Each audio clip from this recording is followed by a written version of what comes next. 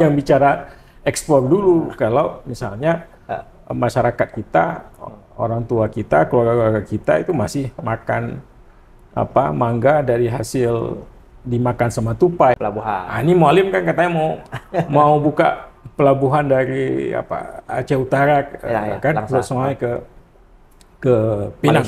Ini karena memang basis sosial kita, karakteristik sosial kita adalah pedagang. Assalamualaikum warahmatullahi wabarakatuh. Selamat pagi kepada rekan-rekan podcast Partai Aceh TV.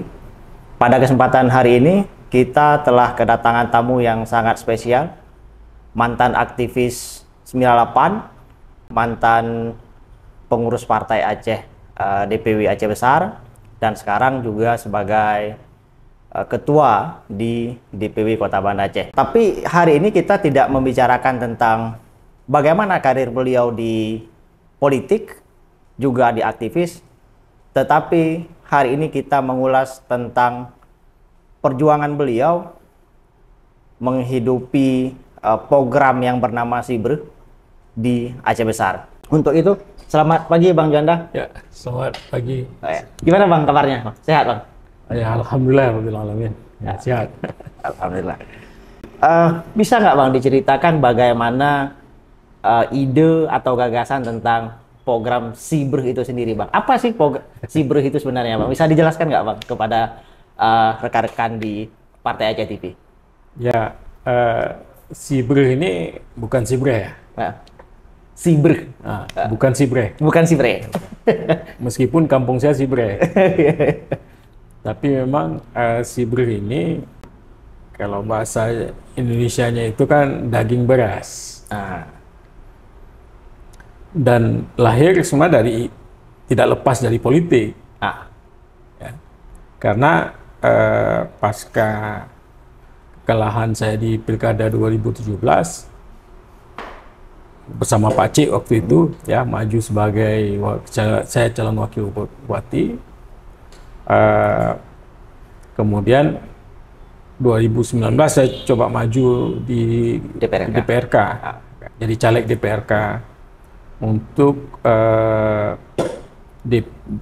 DP4 lah, ya, daerah pemilihan 4 di Aceh Besar. Dan waktu itu karena saya coba untuk membangun struktur partai di tingkat DPS, Sago Sukamakmur, kan?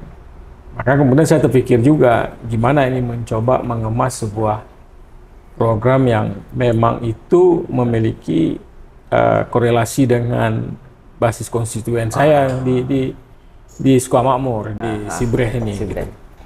Makanya saya terpikirlah, wah, saya ingin menjadikan Sibreh ini sebagai sentranya Siber. Nah, itu dasarnya.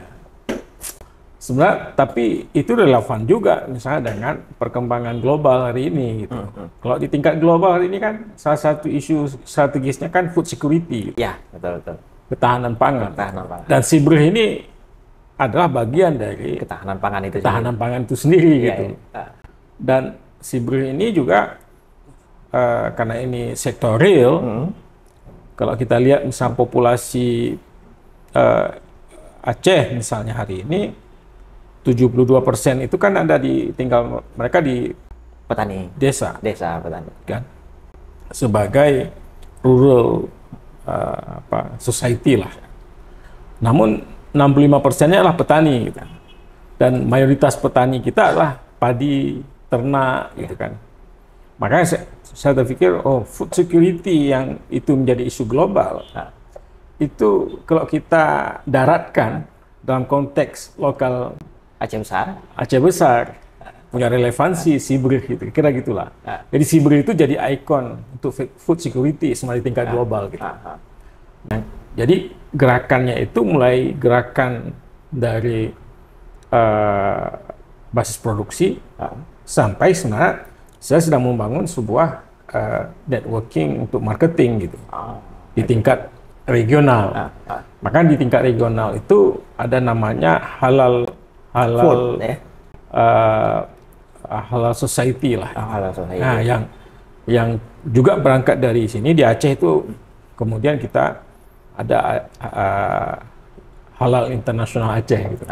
Tapi ada halal internasional Malaysia, misalnya ada halal internasional Hong Kong, misalnya, yang nanti kita ingin jadikan ini sebagai jaringan pasar ketika misalnya produksi kita sudah semakin meningkat dan kita bisa memenuhi, langkah kita pertama kan memenuhi kebutuhan masyarakat kita gitu. Baru kemudian bicara ke keluar. Jadi jangan bicara ekspor dulu kalau misalnya masyarakat kita, orang tua kita, keluarga kita itu masih makan mangga dari hasil dimakan sama tupai. Nah, jadi jangan seperti itu. Yang bagus-bagus kita makan itu yang sehat, yang sehat gitu. Pastikan ini lebih overproduksi, baru kita rencanakan untuk ekspor. Kira gitulah. Itu untuk agenda besarnya. Agenda besarnya. Namun saya ingin sampaikan bahwa Sibril ini sebenarnya lahir dari agenda politik Partai Aceh gitu. Jadi nggak bisa dilepas gitu kan, kira gitulah. Cuman kan dalam hal ini kan kerja proses kan gitu. Bukan langsung kerja duit 100.000 gitu gitu. Karena kita kan karena ini proses,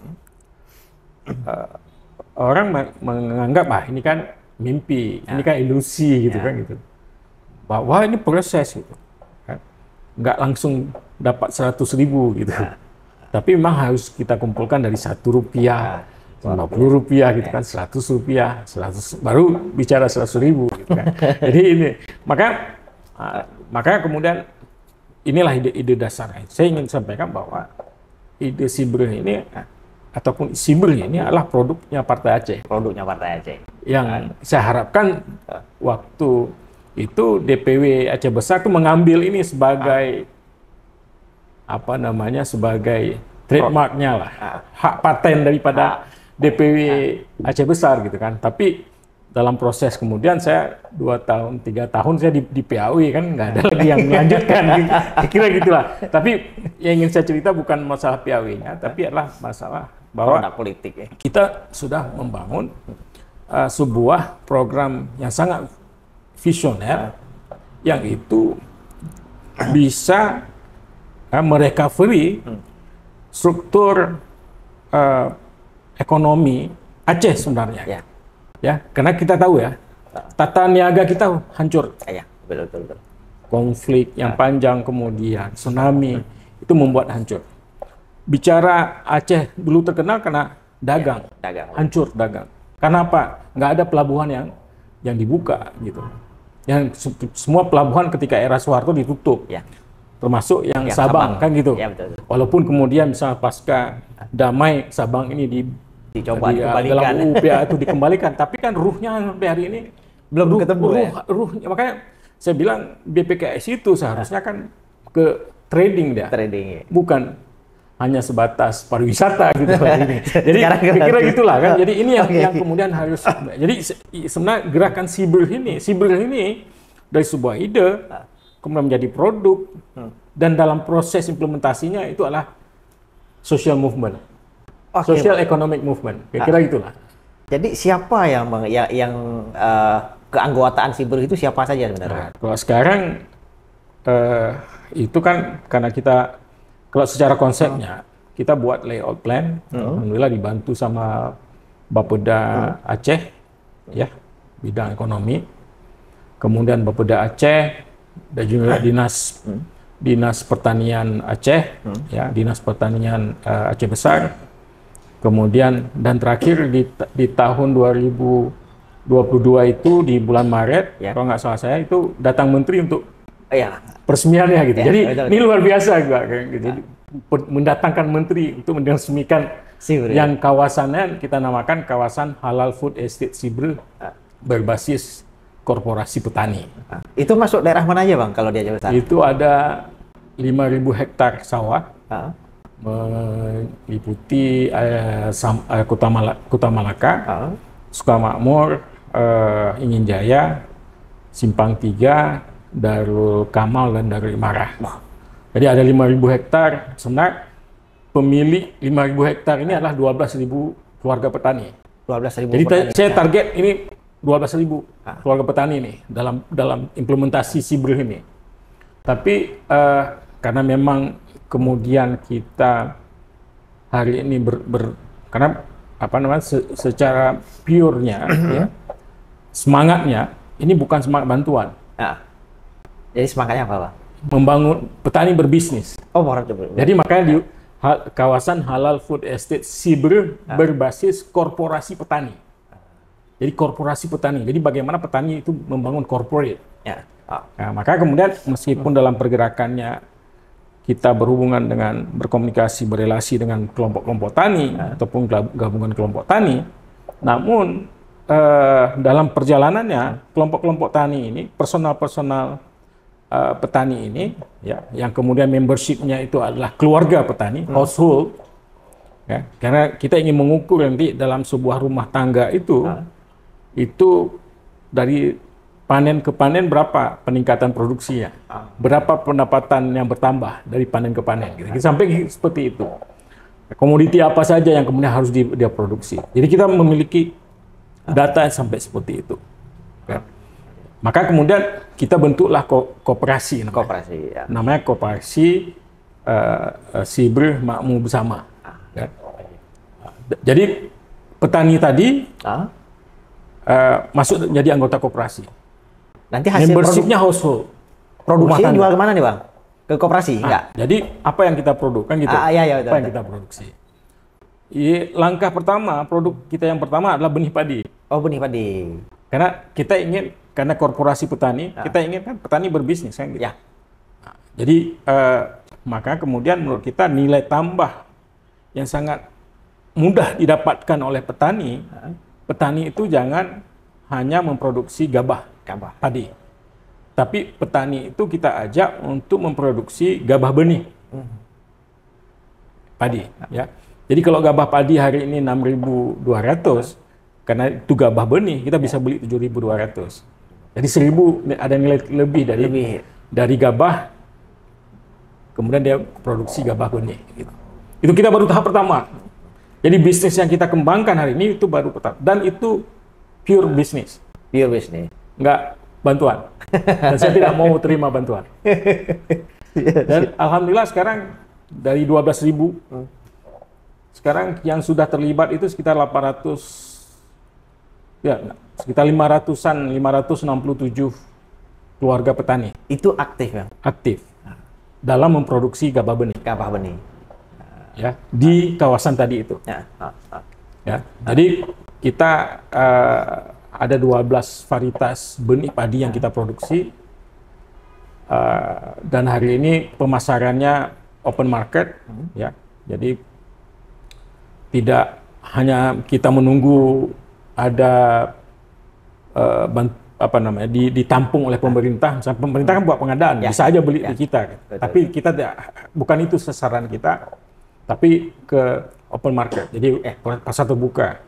Jadi pasar kita hari ini sudah sebagian Aceh dah. Sudah sampai ke PJ, kalau pantai timur, kalau pantai barat sudah sampai ke Nagan. Kualitas dari benih tadi gimana itu, Bang? Jadi karena ini ya kan didampingi. Benih yang kita produksi memang benih yang sudah tersertifikasi. Dan ini kita kerjasama dengan Balai Benih di Aceh kan gitu. Supaya apa? Supaya legal. Jadi prosesnya itu kan kita lalui sampai kemudian dari Balai Benih keluar label, kemudian kita bisa packing, baru kita pasarkan gitu. Jadi kita per hari ini kita sudah produksi sekitar 400-an ton. Per tahun itu, Bang? Enggak, ini terus bertambah. Kita mulai, jadi ketika saya di PAW, saya bilang, ayo kita bergerak nih. Jadi saya nanam, kemudian beberapa teman nanam gitu kan. Karena tadinya kita berharap ini bisa dapat dukungan, kita bisa memanfaatkan posisi saya sebagai DPRK untuk misalnya membuat program-program yang bisa mempercepatnya ini, termasuk misalnya dukungan waktu itu sudah ada dukungan dari Dirjen untuk sekitar sekitar 40 miliar lah situ. Jadi ada beberapa program yang mau di support lah melalui ini setelah Menteri datang gitu kan. Tapi itu nggak jadi kemudian karena saya di PAW, kemudian saya bilang, oke, ini semangatnya kita ubah, betul-betul bisnis nih. Jadi kita ambil hikmah dari PAW tadinya ingin bergantung dengan program pemerintah, tapi sekarang kita ingin mandiri, kira gitulah. Makanya kita nanam waktu itu pertama kita mulai 1 hektar, kita bisa produksi benih 2 ton, kemudian 3 hektar, 6 hektar terus bertambah. Hari ini alhamdulillah sudah mencapai 80 hektar lah. Jadi itu kita kendala di airnya gimana itu Bang? Kalau itu nggak ada masalah. Nggak ada masalah deh. Karena di persawahan yang kita tanami ini semua aman. Dan mereka nanam 2 kali lah, gitu kan. Setahun. Jadi kita bisa. Dan ini dalam tahun ini panen kali ini rencana kita sudah mulai untuk masuk pada level 2 bisnis gitu. Untuk mengelola gabah. Tadinya benih sekarang. Karena untuk benih ini kita udah kerjasama dengan Deptan, mungkin sampai 2028 kita bisa produksi sampai 1.000 ton lah. Itu target kita. Targetnya. Kalau kita bisa 1.000 ton, bahkan 1.200 ton, kita merdeka benih. Di Aceh? Di Aceh. Itu target kita gitu. Targetnya. Nah, jadi karena kebutuhan benih di Aceh, benih padi di Aceh itu 1.200 ton per tahun. Si Bro mau ambil 1000-nya. Dari kita ya udah 1.000 lah kan. Artinya nggak itu akan terus bertambah. Tapi target kita 2028 itu bisa 1.000 ton. 1.000 ton. Itu target kita gitu kan. Dan dengan harapan kita bisa merdeka benih gitu. Kalau benih kita sudah bagus, baru kita masuk ke tahap selanjutnya. Tapi sekarang untuk tahap bisnis yang kedua adalah kita kelola gabah. Nanti kita alhamdulillah kerjasama dengan Bapepti, kerjasama dengan Dinas Perdagangan Aceh Besar, mengelola 1 gudang. Ada gudang sekitar 2.500 ton, nanti akan kita tampung gabah dari petani. Nanti kita akan suplai ke kilang-kilang padi yang ada di kita. Sehingga dengan langkah ini kita bisa menahan laju gabah keluar dari Aceh. Itu target. Baru kemudian kita bermitra dengan kilang-kilang padi yang ada supaya mereka bisa memproduksi jadi beras. Kira gitulah. Jadi sehingga pasar kilang-kilang padi kita ini bisa memenuhi pasar kita. Jangan sampai misalnya gini, gabah keluar Aceh, mereka misalnya di Medan diproduksi jadi beras, mereka kirim keluar, kan gitu. Mereka pasarkan lagi ke Sumatera lainnya ataupun ke Jawa. Sehingga kita seperti tahun 2022 kita pernah itu surplus gabah. Defisit beras. Sehingga berasnya dijual berasnya harus bawa lagi dari Sulawesi kemari. Nah, itu gila itu. Kenapa bisa seperti itu? Karena masyarakat habis panen jual ke Medan. Jadi inilah yang saya bilang struktur ekonomi. Jadi kita mulai dengan satu komoditi gitu. Untuk tahun ini ya kita jadi koperasi dan membentuk unit-unit usaha kan. Nah, salah satunya kita bentuk PT Halal Internasional Aceh. Itu bergerak di apanya tadi? Di beras tadi? Ya, di perdagangan. Di perdagangan. Nah, termasuk misalnya untuk kemudian pemasaran dan sebagainya. Kerjasama dengan misalnya Halal Internasional Malaysia, tapi itu nanti. Tapi jaringannya sudah kita bangun sekarang. Itu yang kita mimpinya lah Bang. Itu. Tapi bertahap lah. Tapi jaringan sudah kita rintis ini. Tapi kita masih membenahi di sistem produksi. Kemudian kita perlahan kita pulihkan lagi tata niaga kita. Karena kalau udah bicara ekspor, bicara pelabuhan. Nah, ini Mualim kan katanya mau buka pelabuhan dari Aceh Utara kan terus semuanya ke Pinang. Ini tinggal kita sambut gitu. Jadi jangan sampai misalnya kapal yang digagas oleh Mualim ini kosong nanti berangkat. Tapi alhamdulillah dengan gerakan Sibruh ini kita bisa mensinergikan. Jadi ini tadinya kita berpikir kita mesti urus juga pelabuhan. Ternyata alhamdulillah dengan kemauan Mualim bisa buka lagi perdagangan luar negeri seperti ini. Saya pikir ini langkah luar biasa nih yang kemudian bisa memperbaiki kembali sistem tata niaga Aceh. Ya, oke. Ini Bang, bagaimana Bang si program Sibruh ini kemudian berdampak terhadap ekonomi dari anggota-anggotanya, Bang? Ya, Sejauh mana sekarang? sekarang dari 400 keluarga yang dengan kita itu, mereka kan sudah merasakan nilai tambah. Ya, dengan Dari 1.000 hasil margin tadi itu ya. Dan alhamdulillah gerakan kita ini nggak hanya di Aceh Besar sekarang.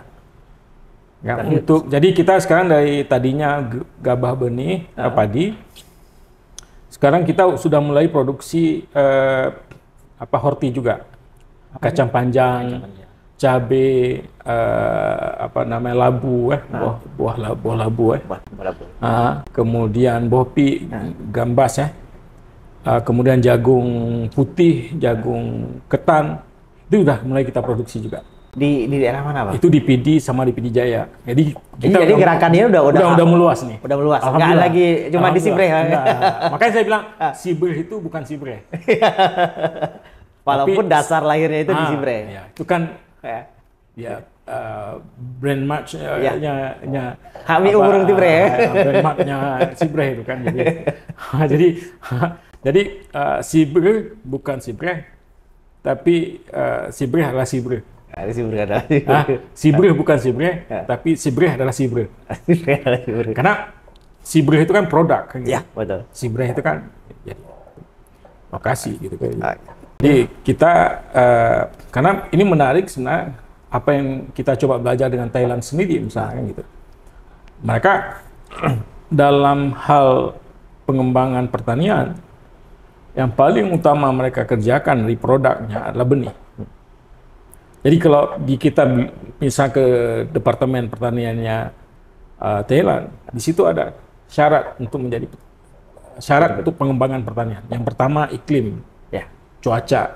Jadi di sana itu cuaca itu diupdate ke petani itu mingguan. Jadi petani dapat minggu ini kita ada hujan, minggu ini mereka bisa ikuti perakiraan cuaca itu. Dan informasi itu sampai ke petani. Itu luar biasa. Ya? Itu luar biasa seriusnya petani pemerintah Thailand itu. Yang kedua air. Air ya betul. Jadi bagaimana tata kelola air?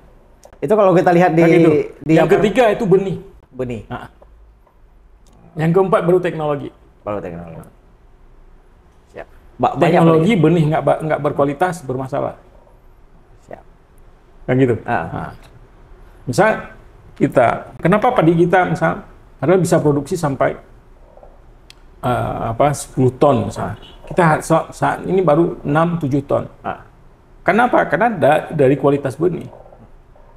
Jadi benih yang kita pakai ya itu saja gitu kan. Jadi kalau ini kita bisa benahi, nggak akan bagus gitu. Baru irigasi kayak gitu. Baru bisa meningkatkan hasil produksi petani. Jadi jadi menurut kita bahwa kalau 65% petani ini bisa kita tingkatkan income keluarganya. Jadi maka household tadi pendekatannya, rumah tangga.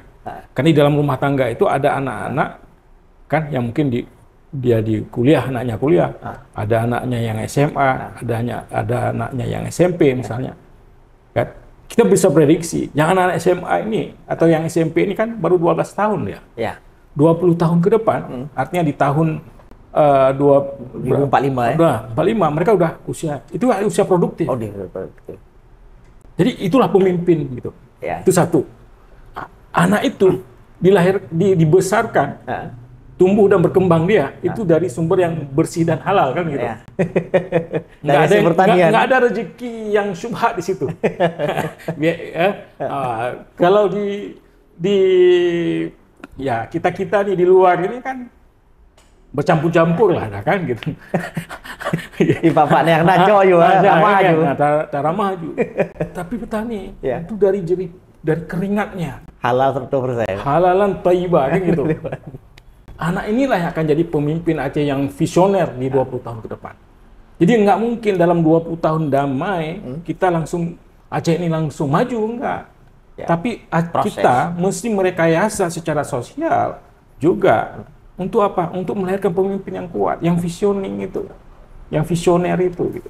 Jadi elit yang visioner, otomatis kelas menengah yang visioner. Kalau sekarang pasca damai misalnya, kelas menengah kita itu sangat pragmatis, sangat oportunis, fragmented lagi. 3. Itu kondisi sosial kita. Anda mengideologis Jadi bagaimana kita ingin menjadikan Aceh ini maju di tahun 2025 ini? Nggak mungkin. Karena kondisi masyarakat menengah kita seperti itu gitu. Pragmatis sekali. Ya, oportunis, pragmatis, fragmented lagi, terkotak-kotak lagi. Jadi bagaimana kita bisa memajukan Aceh? Ya harus dengan rekayasa sosial juga, gitu. Rekayasa genetik juga, gitu. Kira-kira gitulah kan. Jadi ini yang mesti kita berpikir secara lebih lebih long term, jam gitu kan. Oh, iya. kalau orang Aceh Begah, ada mungkin tiro orang mutulit darah halu kan. Oke. Ini terakhir Bang.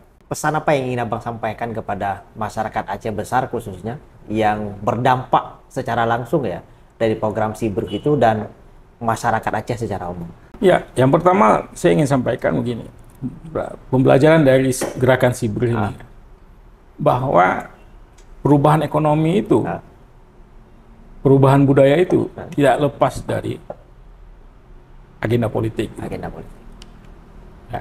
Jadi politik ini bukan hanya sebatas mencoblos orang 5 tahun sekali gitu, memilih orang 5 tahun sekali, tetapi politik ini juga harus diartikan adalah media kita untuk mengembangkan pemikiran-pemikiran, ide-ide, gagasan-gagasan yang dapat diputuskan secara bersama, secara politik.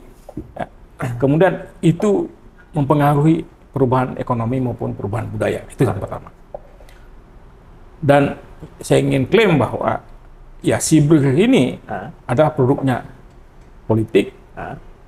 Ya tentunya berasal dari Partai Aceh gitu. Kira gitulah. Nah, jadi jangan mungkin orang melihat bahwa Partai Aceh ini tidak visioning. Enggak. Kita udah menggagas nih. Cuman karena ini berproses, nggak mungkin dia langsung menjadi bola salju yang besar. Gitu. Tapi dia terus menggelinding. Hari ini terus menggelinding. Bayangkan saat kita produksi pertama benih padi itu 2 ton. Alhamdulillah sekarang sudah 400 ton. 400 ton. Ini dan kita bukan nggak mungkin bisa mencapai 1.200 ton sebagaimana target kebutuhan untuk memenuhi pasar Aceh benih di Aceh gitu. Kita merdeka secara benih padi kalau bisa kita capai jumlah itu. Dan tentunya juga dalam produk lain. Kemudian yang ketiga bahwa untuk kemandirian, untuk kita itu juga harus memulai kerja-kerja ekonomi bisnis yang bisa mensejahterakan. Jadi bukan politik tapi memperkuat agenda-agenda ekonomi juga harus kita lakukan.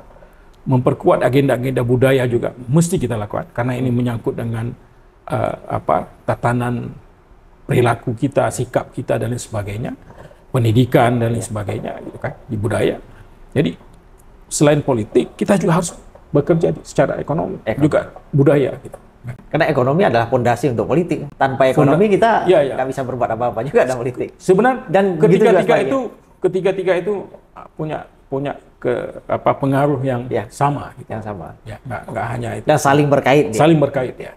Saling mempengaruhi. Saling mempengaruhi. Yang penting sekali bagi kita semua, jangan bergantung dengan bantuan pemerintah.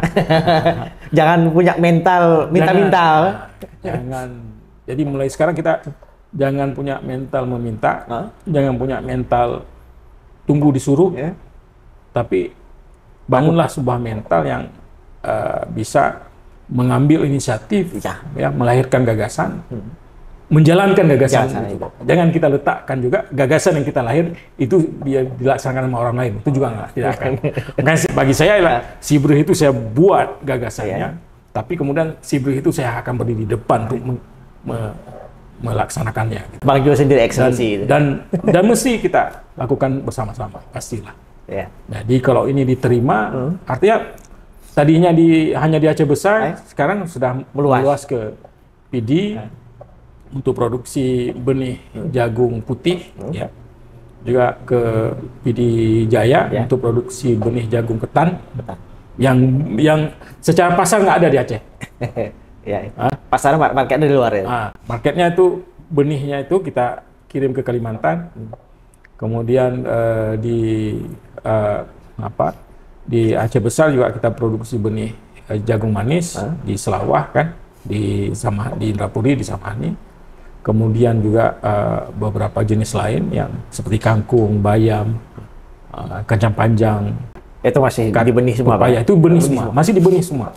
Karena kita ingin benahin dulu di benihnya, baru diproduksinya gitu. Tapi perlahan nanti akan kita atur nih. Makanya saya bilang tadi ada tahapannya dalam berbisnis. Karena yang kita lakukan ini adalah membangun struktur, bukan hanya sebatas memproduksi. Kalau kita produksi, pasar nggak ada, nanti rugi kita, nggak ada yang beli, modal nggak kembali, gimana? Sayang juga petaninya. Jadi ini mesti kita tata. Jadi mudah-mudahan nanti benih merdeka, produksi kita seriuskan, kapal sudah disiapkan oleh Mualim. Itu insya Allah sejahtera petani kita. Bayangkan ya, ini satu lagi, pasar. Jangan bilang ada pasar. Di Malaysia itu ada, kalau nggak salah saya 13.000 kedai runcit. Itu punya orang Aceh. Punya orang Aceh. Seluruh Malaysia. Dan katanya 13.000. Tapi kemudian di sekitar itu ada sekitar 20-an ribu restoran tom yum punya orang Patani, Thailand Selatan. Dan saya punya koneksi yang bagus dengan mereka.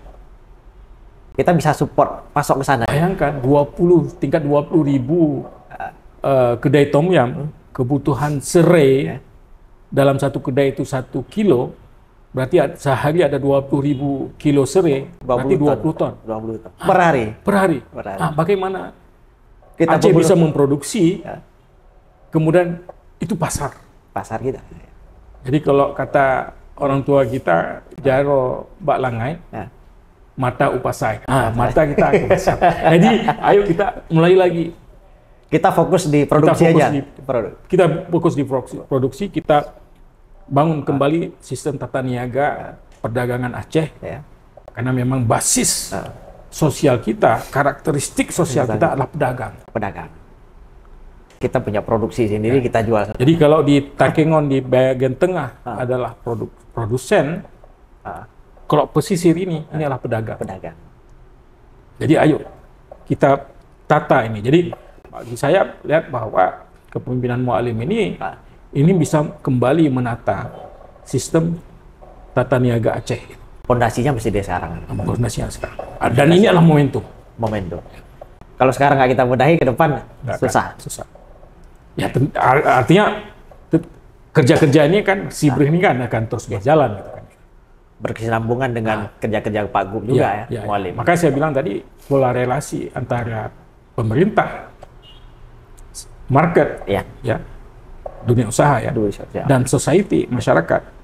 Ketiga ini memiliki relasi power, relasi kekuasaan yang harus sejalan.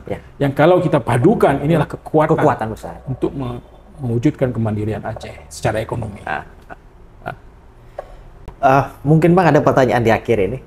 Bagaimana masyarakat itu bisa terlibat atau bergabung dengan program Sibrih, Bang? Apa masyarakat di umum bisa terlibat atau pasti. Cuma kadar? Siapa aja hari ini kalau ada masyarakat yang mau menanam benih labu,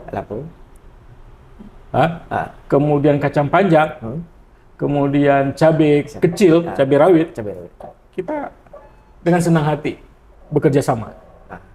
Ya, kita akan berikan benih untuk mereka. Nanti setelah panen kita akan beli dengan harga yang lebih bagus daripada dibeli langsung sama itu. Kita sudah punya unit-unit usaha. Untuk unit usaha padi, benih padi sudah ada manajemen sendiri. Untuk unit usaha horti juga sudah ada manajemen sendiri. Jadi tinggal kita padukan dengan manajemen. Margin keuntungan jual gabah sama jual benih tadi apa itu, Bang? Sama juga kayak beda lah. Kan kalau gabah tadi misalnya hari ini 6.000, tapi kalau gabah benih kita bisa beli 7.000. Jadi ada 1.000 marginnya. Sama juga dengan yang jagung kemudian. Oh enggak, beda. Nah ya, tentunya kan beda harga dasarnya. Ya. Pastinya kita beli di atas harga pasar lah. Ya. Bang, terima kasih Bang atas waktunya berbincang hari ini. Terima kasih kepada rekan-rekan podcast Partai Aceh TV. Saya ucapkan wabillahi taufiq wal hidayah. Wassalamualaikum warahmatullahi wabarakatuh. Assalamualaikum. Bang, terima kasih Bang.